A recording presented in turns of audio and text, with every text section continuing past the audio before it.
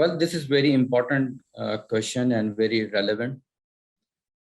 Basically, the trust is not easily gained, but when it is gained, it's a valuable achievement. To gain the trust, it required a lot of efforts from the data team and end user work together.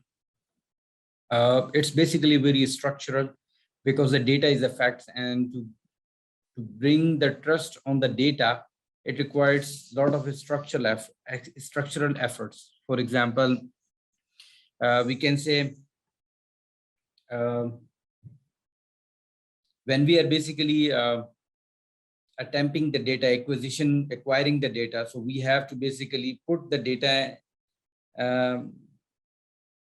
we have to track basically the data lineage, how much process we are doing, what process we are doing. We have to understand the null values, data formats. This is one of the kind of information, the corrections. Then we have to produce the consistency in the data. Consistency means, for example, what data format we are using, how the numerics are working, data trimmings are available or not. Once this quality issues are basically done, then we have to do basically the independent reconciliations. It means when the data ingested, at that point in time, we have done the reconciliation. When the data is processed, we have to do the reconciliation as well. That brings basically the information in a way that it is basically usable right now. After the usability and the reconciliation is done, it will create basically the information is up to date. Now, if the information is up to date, relevant, contextual, it can be used. The point is, the trust is basically the long-term definitions. It means whatever the process we are basically doing in the operation, it has to be consistent. And one of the example is this. Over the last 15 years, when we are working on in the data and the information, and we basically giving the end user trust. If the information is not correct, we have to go back and look into it. But initial level and the sanity level, it means the established process already saying us this is the information is reconciled. However, the data is always having the variations.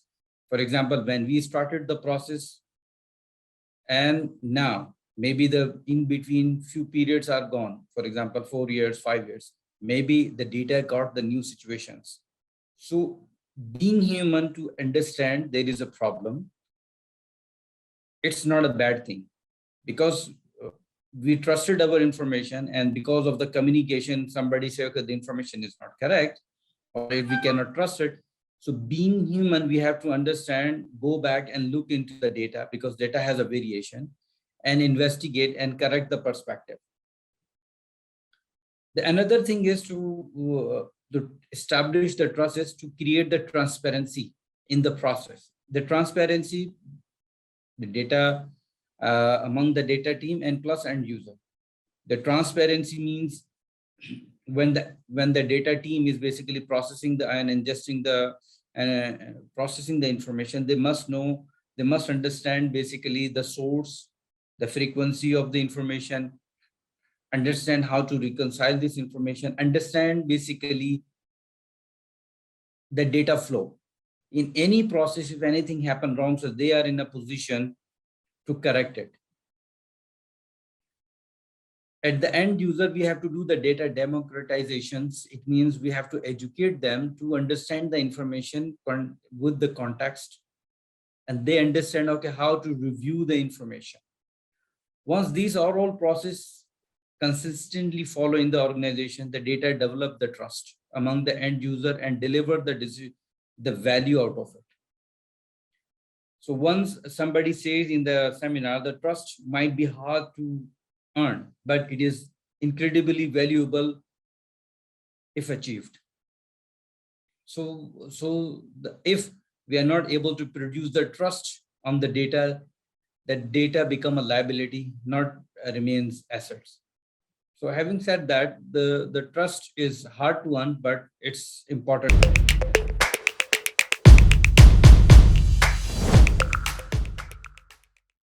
Let me just rephrase this question in a way that it's not only finance, basically.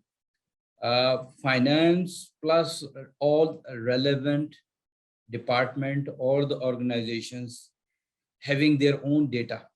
For example, central government have the information about the person, belonging, for example, the cars, properties, their dependent spouse, earnings, insurance, vehicle, and everything.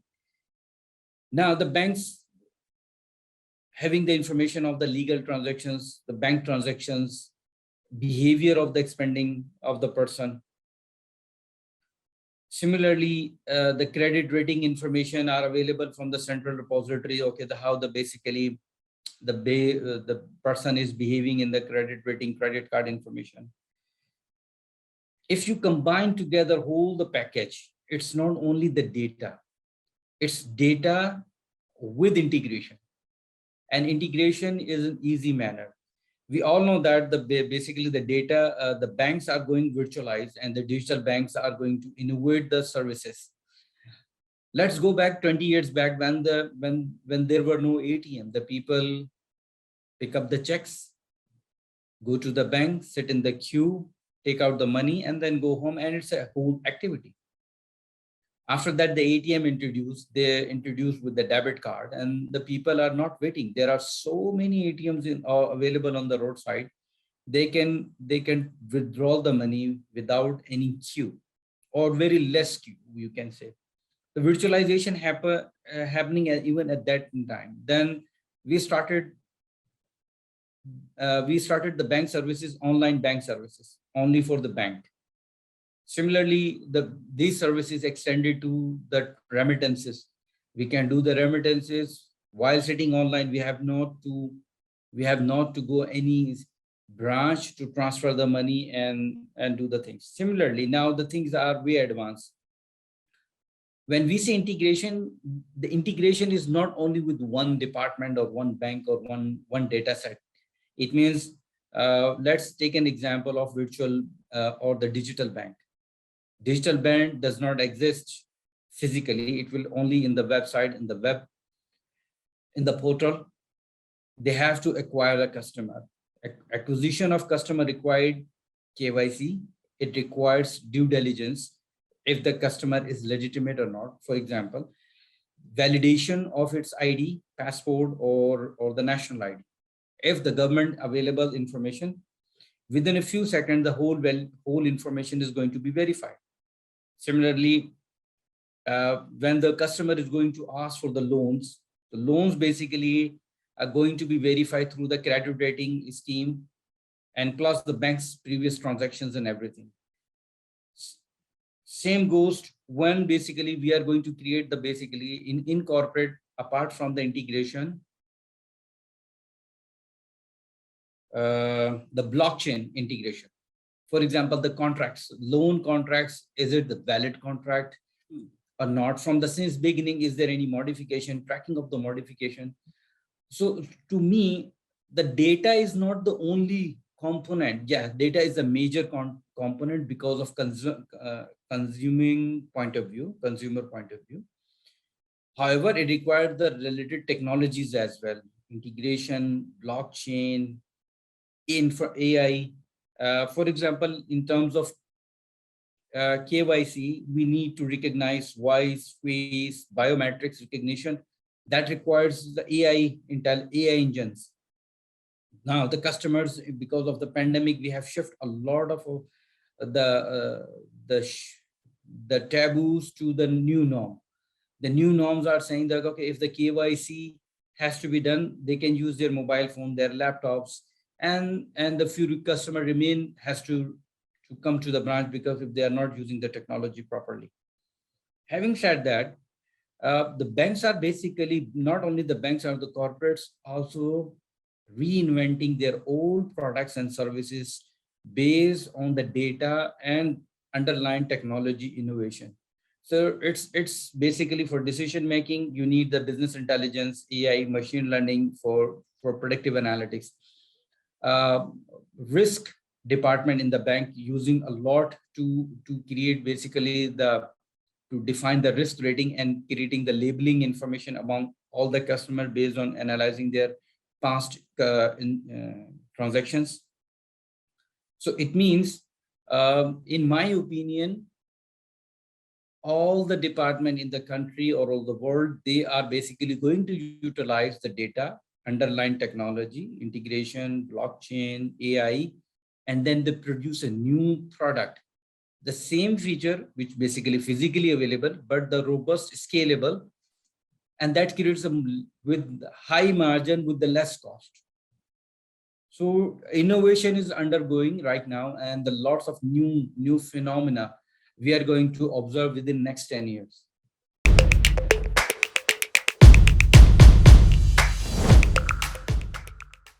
Just imagine a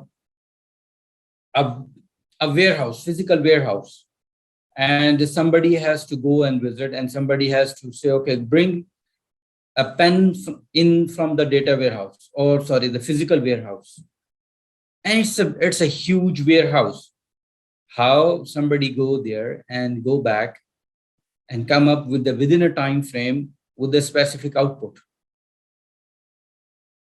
The data warehouse is nothing different than those things. It means, and data is not like, we cannot see like miles and the meters expanded. We can see in the terabytes, and we can see number of tables. We need to see the number of files. We need to see the number of images.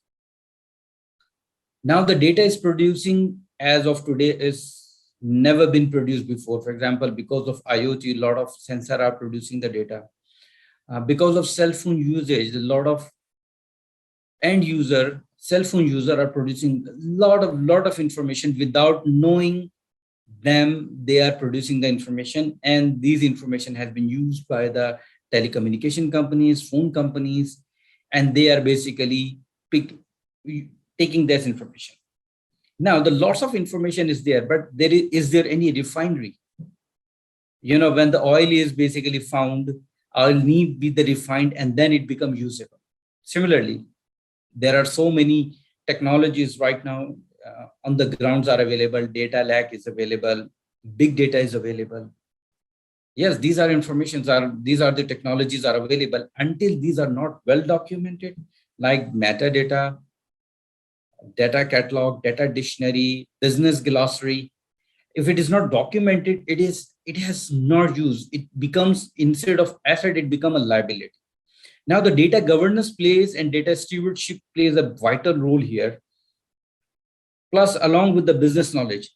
For example, if somebody is in the bank and working on the corporate banking for their complete portfolio, like for example, loan, deposit, current accounts, bonds, activities, trade products, LCs, LGs. Yes, lots of information are available there, but if the person doesn't know their metadata, he or she will be lost to acquire the right information on the right time. It means the contextual information will be lost. It means we need to document and update, continuously updated document, because with what happened is normally with the data is, once it is documented initial of the project, and when it is operationalized, the people not continuously update this information like policy and other things. So they are not updating because they assume that this is the most current. We need all this information within the data, and data about data has to be updated continuously to bring out the valuable information inside and relevant information, which is contextual, which is useful when it's bring to for the decision making. It has to be relevant, accurate, and contextual. If these documents are not available for any person who's basically working on a data warehouse or the data lake, it's mission impossible for them. Even the person who producing this information will not trust the information because he or she doesn't know, is it right, is it wrong, how to validate the information. So these are the minimum factors basically. Although the data glossary or the business glossary is required very much, the lineage documentation is required, how much transformation we have done from source to end product. So all those things basically require a lot of focus from the organizations to put the focus on those areas develop the documentation for those things, and keep current all of those information. So whenever somebody needs a new variation of the information, they are easily go review the documents and produce the information. So these are the most important deliverables to produce the relevant, accurate, and information.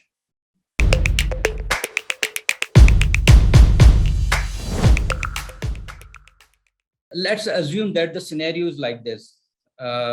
Any bank or any big corporation, they create a very good data warehouse. They in place the business intelligence, machine learning, and they invest lots of billions of dollars to run this operation every day. Now they are using it, used by the very limited people. For example, the sales and marketing or the C-suite people, they are using it. But data is there, data is available, and the privacy and all this information is available. How basically, what they basically done here right now, it's an old strategy. Only the related people has to access the information, and they can do the only thing they have done, they enhance how to acquire the information, how quick as is possible. Even right now, with the new setup and everything, they are not utilizing the data value out of it. For example, end user, when the person is looking, for example, the cross sell, if somebody wants to do the cross sell within the organization, he does not have the cross departmental information. If the cross departmental information is not available, that person cannot enhance the business. Or if it is enhancing the business, he cannot see how the transaction has been happening for last 10 years or 5 years or last 3 months.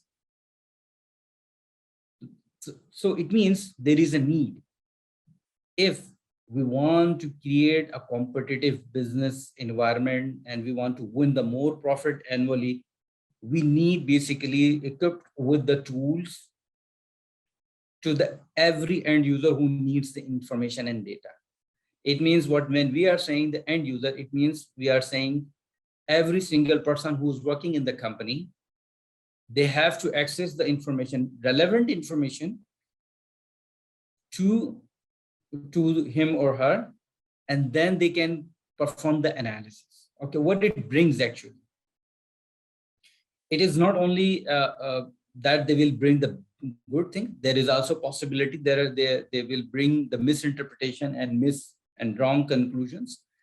But it basically, you can say, it's a roller coaster or it's a learning curve. But let me talk to you first the benefit. Normally what happens when the people are in the front line, they are dealing with the customer, they are in the road, or they are seeing the customer and they are doing the real work. When they start working on the analytics, number one, they feel, okay, they are important. The second thing, they come up with the innovation. They come with the more accurate requirement of the information. So this is basically the area where the innovation basically happens, where the idea comes in. So if any organization wants to innovate in their own process, in their own products, they have to hand over the data to the end user as well. Once basically we are giving the end user the information for analysis purposes, for machine learning purposes, for business intelligence, or it means the past to trend analysis. So what is basically we are creating the independence. The user is independent. What it does when it is independent, he or she has an ability to improve the customer experience. Also possibility to improve the internal process to create the more service-oriented environment. For example, somebody is find out, okay, where basically we are delaying the customer delivery, review the process by looking into the information. 1 or 2 process might be improved or eliminated and improve the customer services. By looking at the customer complaint log, create the frequency chart, statistics analysis right away, and then most probably they fix the most frequent issues and improve the customer services. So data democratization is basically very, very healthy. However, because the right now the people are working, it's basically in the transition. Transition means they are from the old school and plus new school. The new school of thoughts are coming. They are afraid for the compliance, information leakage, unnecessary discussions amongst the peers, which is not required. These are the downside. That can be handled through the education and plus compliance issues. For example, the education is required for analysis purposes. If somebody is understand the mean, understand the trend analysis, so they can basically work for those things. But if somebody does not understand the basic statistics or analysis, they will basically conclude the wrong decision. If they don't understand the contextual information of the data, and they bring, for example, they sum up only the foreign currencies, and they don't understand it has to be converted, and conversion has to happen through some the conversion rate standardized tables and information. That's basically education. In my opinion, the most of the problem we can solve through the education. And some of the ethical issues, even the educations are there, it cannot be stopped. For example, leakage of the information. However, we have to see at the end of the day how much damage and how much benefit we are going to achieve.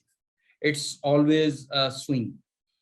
In my humble opinion is this: if we are able to create the trustable environment in the organization, and plus we are giving the relevant information to the end user, it will help a lot organization to innovate, improve the customer experience, product, internal processes, and sometimes reduce the cost a lot.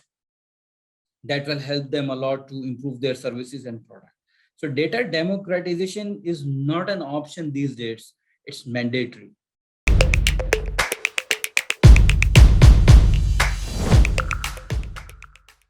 See, my plan basically to grab the audience to understand in a specifics.